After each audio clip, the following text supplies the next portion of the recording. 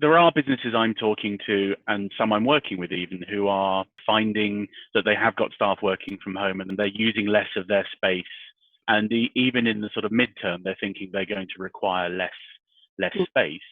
That's not someone who's necessarily got a lease that's ending, or they were previously considering their situation in relation to their lease or their property.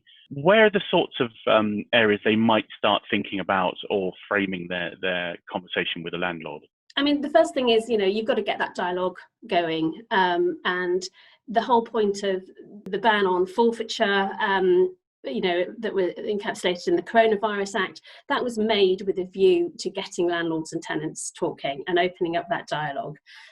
Because saying to a tenant, well, your landlord can't end your lease for now, but the rents remain due, it's not much of a salve, or a sticking plaster. It's not going to help you long term for a period where you've been unable to trade. If you can't pay the rent now, are you going to be able to pay it in 6 months' time? So the whole point of the Coronavirus Act, in terms of its ban on forfeiture, was to get landlord and tenants talking. So you need to open up that dialogue. But I'd say open up that dialogue once you've had a look at what the terms of your occupation are. Have a look, do I have any leverage on this? I mean, if you have things like a break clause coming up, you may have no intention of breaking your lease. You just might need to rethink about, do you want to reduce your space? Do you want to reduce your rent? Do you want to make your rent payable monthly in arrears, or monthly in advance if it's currently payable quarterly, just to help with cash flow? Have you got the leverage to open up a conversation about getting an absolute rent free?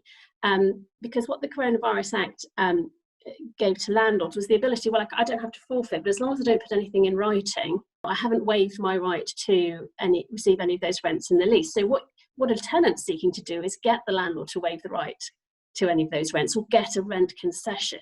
So really go to your landlord, open up a dialogue, but do that once you've had a look at your lease. Have a look at what you might be able to use as leverage, often an early break. Even if you have no intention of exercising, it can be helpful, because if a landlord sees that spectre and if they are quite worried about letting their space, then of course they're going to enter into a dialogue with you. Many landlords have paid hardball. They know these are tactical, but a lot of landlords, not all of them, a lot of landlords have come to the table. Many of them have agreed rent concessions. Unfortunately, I've had a lot of tenants come to me and say, what about force majeure? What about frustration? Now, these are things that are very, or certainly more common, as I understand it, in commercial contracts.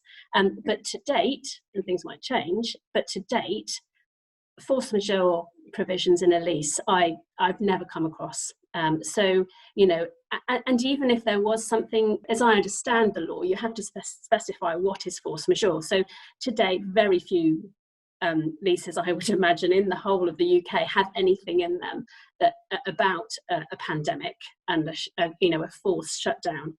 So unfortunately, they are not really routes that are going to take you anywhere. Frustration, there have been cases on frustration.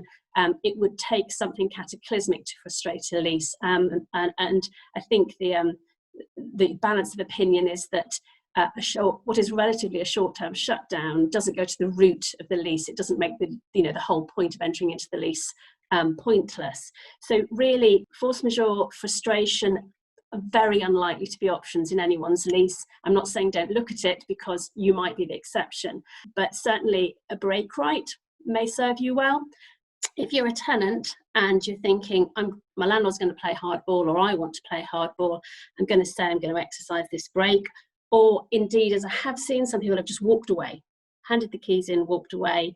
Really have to consider, if you've got a big rent deposit, have you got any guarantees on that lease? So those are the sort of things. Open up a dialogue and then start thinking about, what is it I want? Do I want to hang on to the space long term? Do I just need some kind of rent concession?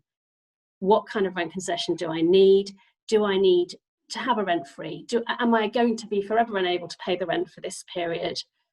Or can I afford something? What's very clear is that tenants are being encouraged not to use this as an excuse. If you can pay the rent, you should pay the rent.